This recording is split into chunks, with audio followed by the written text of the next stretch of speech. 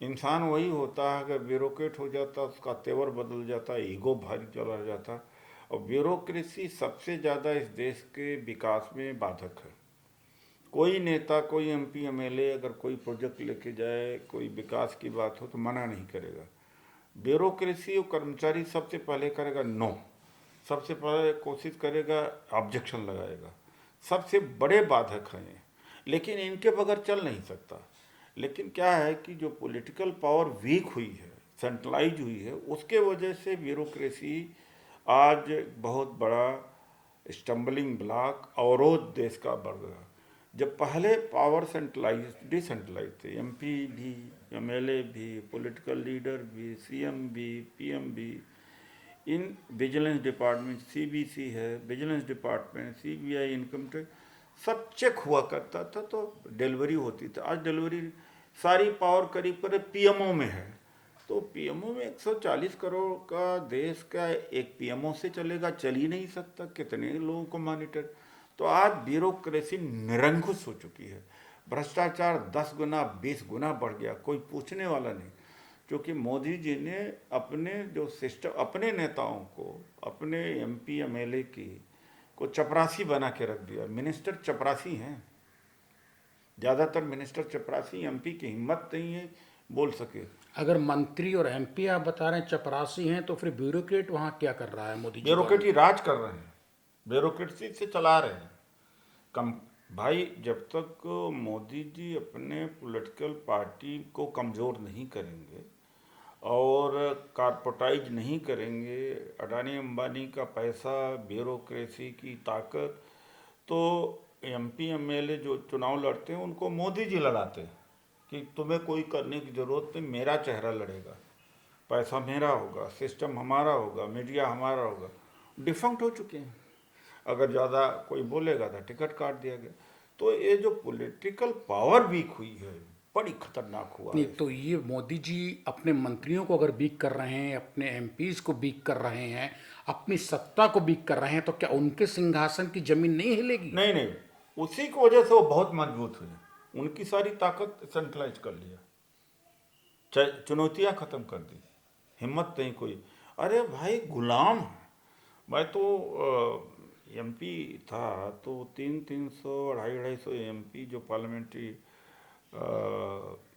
Board की meeting होती, हर week होती थी जब पार्लियामेंट सेशन में।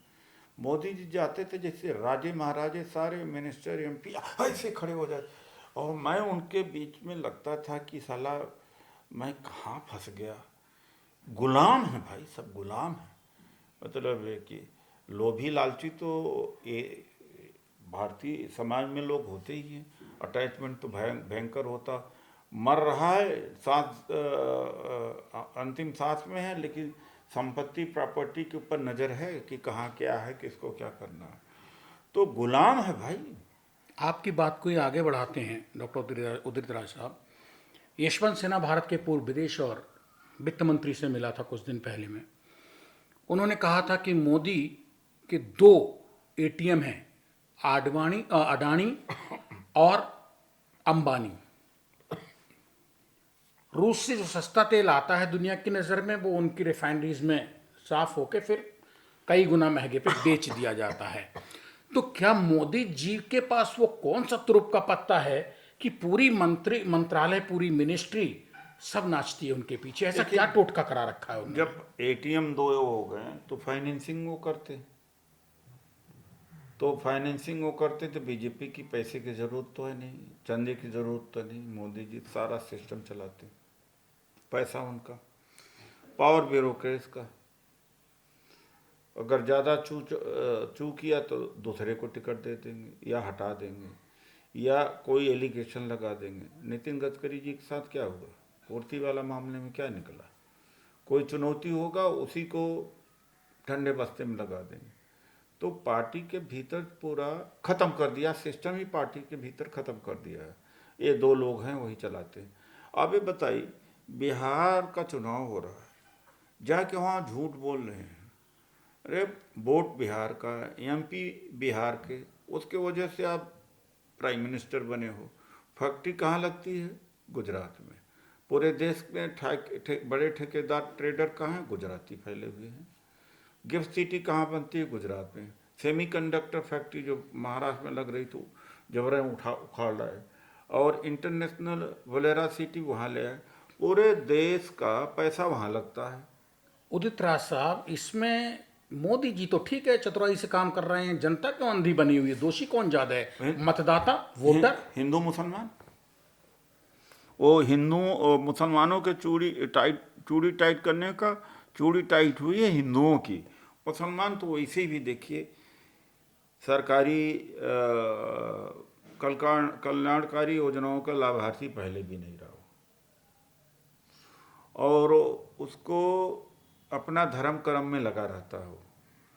ज़्यादातर मतलब आर्टिजन हैं, बुनकर हैं, कारोबारी हैं, सारा चीज़ है। गवर्नमेंट जॉब में भी बहुत कम है, शिक्षा में भी बहुत कम है। अब 16-17% मुस्लिम हैं, हायर एजुकेशन 3-4% है, दलित 15%, 16-17% गए हैं। तो उनको ये चाहिए कि सुरक्षा चाहिए। और दूसरी बात है कि अब चूड़ी किसकी टाइट हो रही है? दलित की, पिछड़े की, बिजनेसमैन की। बिजनेसमैन मारा जा रहा है, लेकिन बिजनेसमैन तो वोट बैंक है बीजेपी का। हाँ, बिजनेसमैन है, लेकिन रोता है भाई डिमोनेटाइजेशन जिस देश में हुआ उस देश में दोबारा सत्ता लौटी नहीं। इस देश में डिमोनेटाइजेशन के मतलब अत्याचार को भी लोग झेल गए और बिजनेसमैन ही झेला। और एक बात है, जीएसटी को मैं कहूँ कि क्रिमिनल टैक्स रहा। अरे ऐसा जीएसटी तो मतलब कहते हैं लूट का है। इतना तबाह किया है लोगों को, इतना तबाह किया है जीएसटी ने, लूट है। अधिकारी कर्मचारी सब लूटे सब। लेकिन जब आता हिंदुत्व, धर्म की बात जब आ जाती है तो सारे दुख तकलीफ में भूल जाता है। सबसे और एक दूसरी बात है, ये बहुत नहीं सहन कर पाता है तो दुबई है, यूएई है, सिंगापुर है, कनाडा है, अमेरिका है। अब तो अमेरिका से भगाए जा रहे हैं, कनाडा से भी भगाए जा रहे हैं, कम हुए हैं। अरे 2 दिन पहले की बात है, इस देश के अंदर कोई दूसरी देश होता सरकार गिर जाती। 2 बार हुआ, भारतीयों को हथकड़ी और बेड़ी लगा करके भेजा गया। और 2 दिन पहले हरियाणा के लोगों के साथ हुआ। देश के अंदर उबाल आ जाता और देश के लोगों में सम्मान की भी चिंता नहीं रह गई है। ट्रंप को हिम्मत नहीं है कि जहां वो ट्रंप जा रहे हैं मोदी जाए। ये क्या वजह, क्या मोदी जी डर रहे हैं अब ट्रंप से? शर्मल शेख में नहीं गए, मैं वहां कोलालमपुर में नहीं, वो तुरंत बोल देगा, ट्रंप बोल देगा है मैंने कराया है भारत पाकिस्तान का सीज फायर। हाँ, सीज फायर। हिम्मत नहीं है कि बोल दे।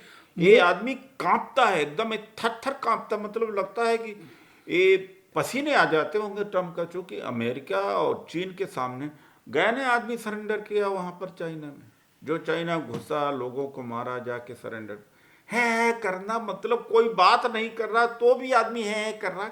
कितना बेशरम आदमी है भाई। नहीं तो मोदी जी के पास ऐसी कौन सी उनकी चाबी मोदी जी की है ट्रंप के पास, जो ट्रंप जो है वो ढबाढब ढोल फाड़ रहा है हिंदुस्तान का और मोदी जी मुस्करा रहे हैं? क्यों? रिलायंस जो खरीद रहा है और इतना सस्ता तेल खरीद करके, जो $62-63 प्रति बैरल जो तेल है, और मनमोहन सिंह जी के समय में, हमारे समय में $140-145 प्रति बैरल हुआ करता था क्रूड ऑयल। तब 60 रुपए में, 70 रुपए में डीजल पेट्रोल होता था। आज 90 और 100 में। इस देश के लोगों की आंख में पट्टी बंधी हुई है। और एक बिजनेसमैन, एक व्यापारी, एक लाला को फायदा पहुंचाने के लिए पूरे देश की मिट्टी, इज्जत मिट्टी में मिल गई। हिम्मत नहीं है ट्रंप, और ट्रंप ने डरवा के करा दिया। रिलायंस ने ये इशू कर दिया फेशियल के, धीरे धीरे हम रोज से तेल कम खरीदेंगे और गल्फ से खरीदेंगे। मोदी ने कहा होगा मेरे आका धीरे धीरे करने दीजिए। अरे इतना डरपोक! ऐसे में तो मोदी अगर ईमान वाला आदमी होता तो मोदी को आत्महत्या कर लेना चाहिए। अरे तुम सत्ता के लिए इतने डरपोक हो भाई।